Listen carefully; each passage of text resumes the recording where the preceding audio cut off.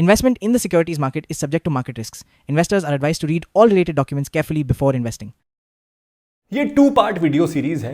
इस वीडियो में मैं आपको बताऊंगा स्टॉक्स जो आपको बिल्कुल नहीं खरीदने हैं और 10 तरह के स्टॉक्स जो आप खरीद सकते हैं।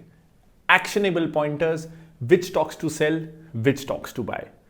बाय द वे, अगर आप ये सब में पढ़ना नहीं चाहते हो, you directly want well research stocks to invest, तो फिनोलॉजी 30 आपके लिए परफेक्ट है। इसका लिंक डिस्क्रिप्शन में है। हर महीने हम आपको 2 या 3 स्टॉक्स बताएंगे और साल भर में आपका 30 स्टॉक्स का बास्केट बन जाएगा। इंटेंशनली स्टॉक्स हर महीने 2-3 करके ड्रिप फीड होते हैं ताकि एक तरह से आपके पोर्टफोलियो लेवल पे एसआईपी होते रहे, अलग अलग मार्केट कंडीशंस में आपको फ्रेश स्टॉक्स मिलते रहें और हर महीने जब आपके पास फ्रेश फंड्स आए तो रिकमेंडेशंस उससे अलाइन हो सके। लिंक डिस्क्रिप्शन में है। पहला, अगर उस कंपनी का फाउंडर या प्रमोटर खुद को बहुत ज्यादा मसीहा जैसा दिखाता है मीडिया में, ये बहुत डेंजरस है। गॉड कॉम्प्लेक्स अगर आपको दिखता है, वो बार बार अगर बात करे कि मैं तो ना ये देश के लिए कर रहा हूं, मेरे को तो पैसे वैसे से कोई मतलब नहीं, मैंने तो दुनियादारी छोड़ दी है, मैं तो समाज सेवा के लिए आईपीओ ला रहा हूं, समाज सेवा के लिए कंपनी चला रहा हूं। कचरा, दूर रहना ये सबसे। I like honesty and transparency. आप बिजनेस कर रहे हो ना, इसमें कुछ बुरा नहीं है, एक्सेप्ट इट।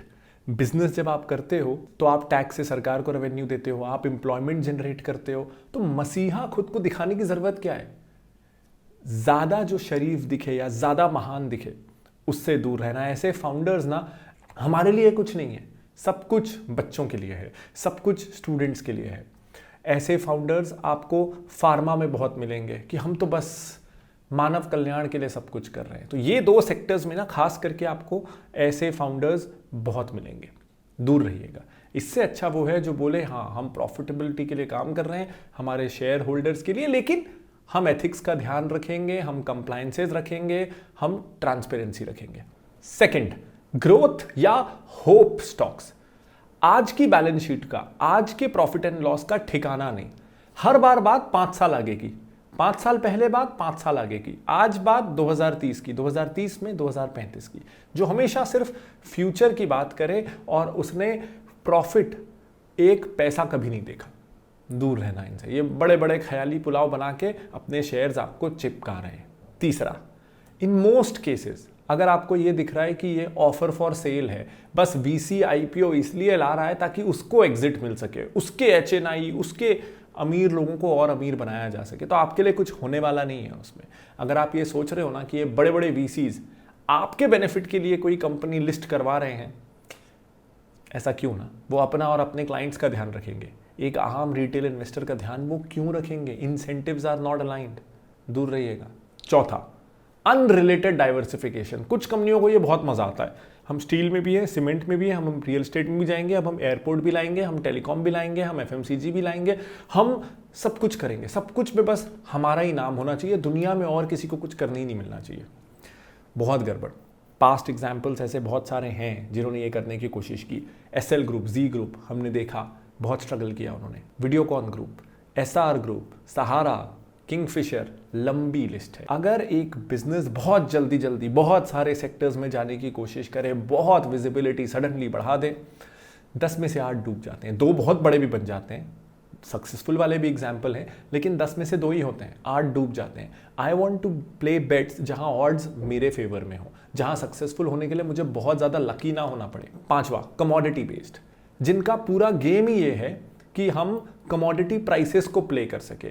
माइनिंग का ऑक्शन हम सस्ते में ले लें, फिर बाय चांस स्कैर्सिटी हो, प्राइस बढ़ जाए तो हम अच्छा कमा लें। साइकिल्स को बस प्ले करना चाहते हैं। एल्यूमिनियम माइन किया, एल्यूमिनियम बेच दिया, स्टील माइन किया, स्टील बेच दिया, रबड़ की ट्रेडिंग कर दी, सीमेंट बनाया, सीमेंट बेच दिया। I don't like these companies. मैं स्टॉक मार्केट में बिजनेसेस खरीदने आया हूं, सीमेंट और लोहे की ट्रेडिंग करने नहीं आया हूं।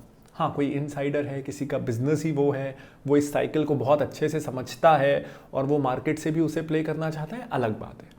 आम इन्वेस्टर, रिटेल इन्वेस्टर जो ये सबसे दूर है, नहीं करना चाहिए। बिजनेसेस का जॉब है एक कमोडिटी बिजनेस से एक ब्रांडेड बिजनेस की ओर ट्रांजिशन होके कस्टमर्स को ज़्यादा एक्चुअल वैल्यू डिलीवर करके अपने मार्जिन्स इंक्रीज करना, ना कि बस साइकिल्स के भरोसे बैठे रहना। ना कि एक बिजनेस का जॉब है हर स्टेक होल्डर के लिए वैल्यू क्रिएट करना, ना कि बस इधर से खरीदा सेम का सेम बिना किसी वैल्यू एडिशन के उधर डंप कर दिया ट्रांसपोर्ट करके।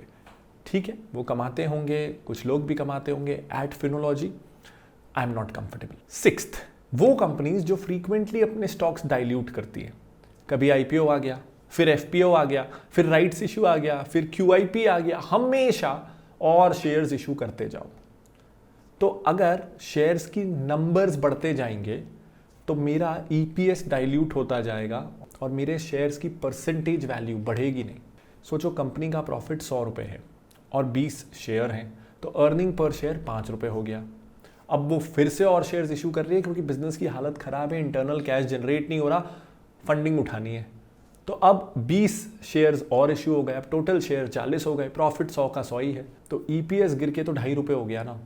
तो ऐसे बिजनेस मुझे नहीं चाहिए जिनको बार बार एक्सटर्नल फंडिंग लगे ग्रो करने के लिए। या तो बैंक लोन उठाना पड़ रहा है, आईपीओ एफपीओ लाना पड़ रहा है, क्यूआईपी करना पड़ रहा है, नहीं तो ग्रोथ अटक जाएगी।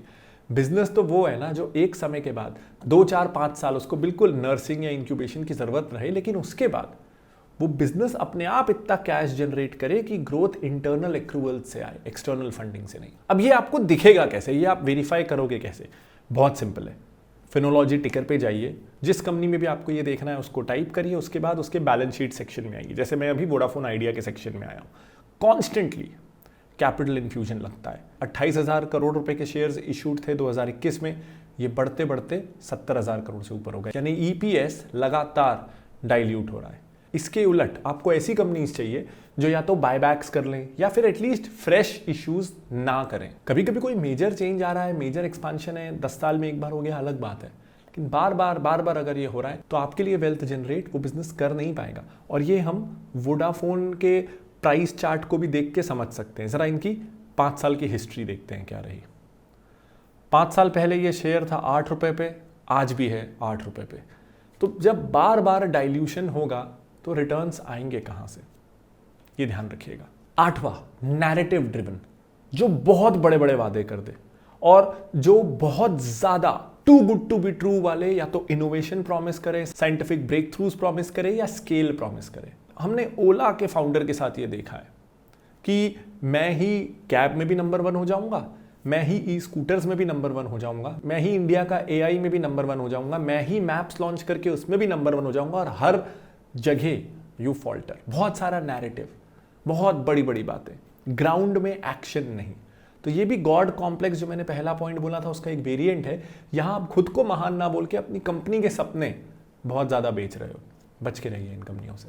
9th, इनकंसिस्टेंट प्रॉफिट, किसी साल प्रॉफिट किसी साल लॉस, और बिना किसी वैलिड कारण के। जैसे कोविड आया, हर फिजिकल बिजनेस को लॉस हुआ, अंडरस्टैंडेबल, लेकिन किसी साल प्रॉफिट आया, अगले साल लॉस, फिर अगले साल प्रॉफिट आया, आईपीओ आ गया, फिर 3 साल लॉस, फिर अब फर्दर पब्लिक इशू लाना है तो फिर से प्रॉफिट आ गया।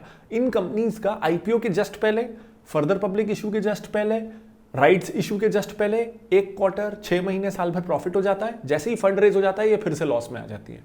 ये अगर ट्रैक रिकॉर्ड है या अभी नई प्रॉफिटेबल कंपनी कोई है, दूर रहिएगा उससे। मोस्ट लाइकली वो एक बार का है, आपको दिखाने के लिए। लास्टली, सबसे खराब कैटेगरी, नो प्रॉफिट्स।